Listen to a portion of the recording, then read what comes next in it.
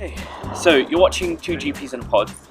We've got Fiona Duff here, who's an advisor for primary care. I'm going to let you explain it, but Fiona's been instrumental in the negotiations of the Scottish GP contract, and so I thought with all the information I'd got from the GPs on the ground in Skye, for example, it'd be good to get your perspective, Fiona, on the work you've had to do on the Scottish GP contract. Okay.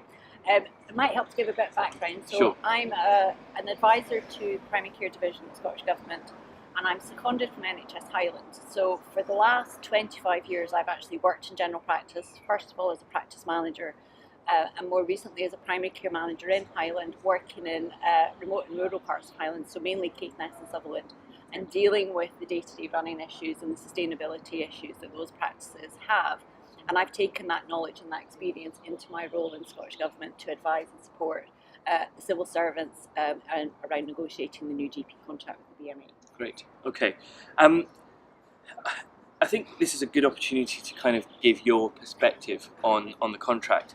You know, it's well documented on social media and you know, among lots of GPs who are working rurally that they're it's no secret that some rural GPs feel a bit hard done by the new contract, particularly because the scope of what they do is often intangible, difficult to measure, and just very wide ranging. You can't always.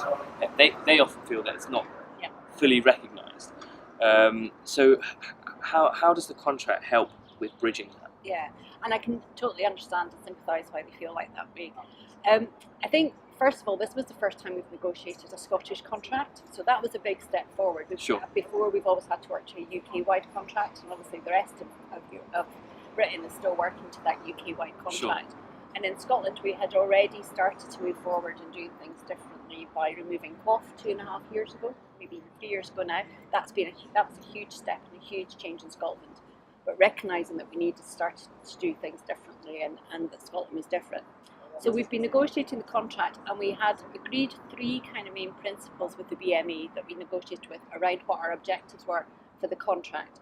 And I suppose one of the things to say is this is the start of the contract. It's phase 1. There will be a phase 2. So it's almost we're on the start of this journey. We haven't got to the end point yet, but we're kind of identifying where we want to get to. So the main 3 kind of big ticket things, we wanted to stabilise GP practice income. So that's not increase, but stabilise it, and try and bring a bit of, reduce some of the variation that there is in GP income. We're very aware that there's, you can get GPs on 60,000 up to over 200,000. So looking at that, reduce the risk of being an independent contractor, because our understanding is that's put a lot of young GPs and doctors off going into general practice. Sure. Because of that risk of employing staff, not knowing exactly what income you're going to have, data protection, premises, all of those things, and we've tried to mitigate some of those risks in this contract. And the third thing was around reducing workload. Again, we've been hearing more and more from GPs, the workload is unbearable, I'm having to work till 8 o'clock at night, I can only work part-time, we're hearing how difficult it is. How can we manage and reduce those workloads? So we've tried to put in a range of measures, but it's very hard in a national contract to put in something that's going to please and going to fit everywhere.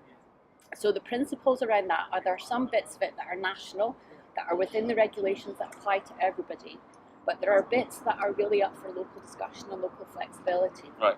And the main bits around that, we have introduced a document called the Memorandum of Understanding, which sets out an agreement between Scottish Government, SGPC, who we negotiate with, the boards, and we have Health and Social Care Partnerships in Scotland, which are the integration authorities. And that is about developing a multidisciplinary team that's going to work with general practice, take some work off GPs that they've traditionally done and be done by others, to free GPs up to do the things that only GPs can do, the expert medical generalist role. But I think from a rural perspective, that's what a lot of rural GPs have always done. They've always been expert medical generalists for the reason that you've said, because you have to do it. If you're an hour or 2 hours away from the nearest hospital, you always have to do those extra things. Yeah. Exactly. Yeah. So we're just starting those conversations around what is that multidisciplinary team going to look like, and it will be different in every area. And I think some rural GPs are struggling to see and think how that can look in their area, how can that work. We think in remote conference today, we've been hearing about workforce issues, how difficult it is to recruit, how are we going to have to do that a bit differently.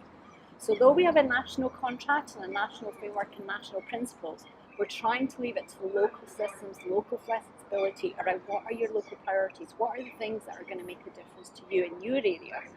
So within that, we've identified 6 or 7 areas that we think would be helpful to general practice. And they are around pharmacy services, so taking away things like acutes, repeats, medication reviews, those kind of things, and having pharmacists do that. Yep.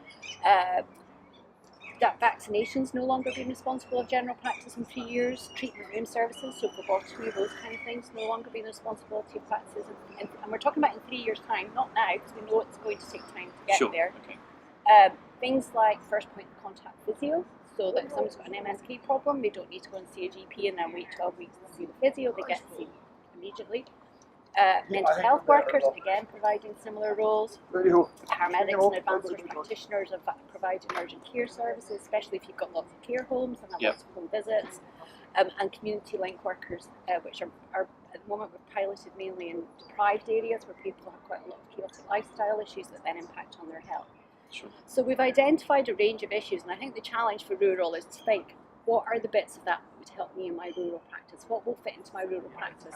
But also from a workforce perspective, think about, again, it's about generalism. Those people might need additional things when they go and work in rural areas. So what will that look like, and how will we do that? How will we develop that? But that's from a bottom up. That needs, and that's we're talking about community engagement here and all sorts of things. So is that local flexibility to move forward, work with your boards, work with your partnerships around what's going to fit for your practice, your area, your community.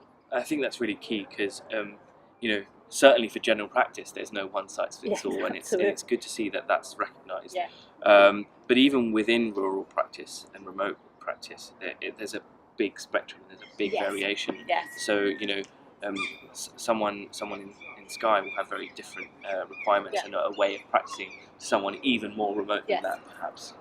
Absolutely. And one of the things that we want to do is, this is the start of the process. We're in phase 1, and we know there's been concerns about the funding, but that's for phase 1. We're then going to go and negotiate phase 2, and we haven't started that process. Yeah. But part of what we need to negotiate phase 2 is information and data. We need to understand that variation. We need to understand the different workload. We need to understand the different roles that between rural and urban. So, for example, I know a lot of rural GPs will look after more people at home rather than sending them to hospital. Yeah. I was in a practice last week where 80% of their patients die in the community, are not sent through to the hospital, so that's a different workload. We need to be able to evidence that. We need to be able to research that. We need to understand the costs of running rural practices compared to urban practices. So over the next couple of years, we're going to concentrate on collecting all that data. So when we get to phase 2 in 2-3 years' time, we've got the actual evidence to be able to do it properly. I think, I don't practice in rurally at the moment. We're working on it. Yeah, absolutely. It sounds like, this isn't, okay, well, this line's going to be drawn in the sand, and this is what you've got, and that's your lot. And, it seems like it's an ongoing thing. So I guess that's, from that point of view, it's reassuring. And I think most GP, it will resonate with, all types of GPs. Absolutely. That there's this recognition of this role of being an expert generalist and being able to be working with other people who can do certain parts of this role as well, so that we're kind of freed up to do what we're genuinely trained to do. And so I think that will resonate with anyone, and it seems like it's an ongoing thing. So hopefully it's something something positive will come out of it and helps everyone. We really want to hear from rural GPs what their ideas are, what solutions they think, what they think can make a difference in the future. We're doing a lot of work around recruitment and retention, around education and training, all of those kind of things as well. So we really want to hear from rural GPs. There you go. You've heard it. You've heard it from Fiona. So thank you very much for your time, and enjoy the rest of the conference. Thank you. Okay, thank you. Thanks, Fiona.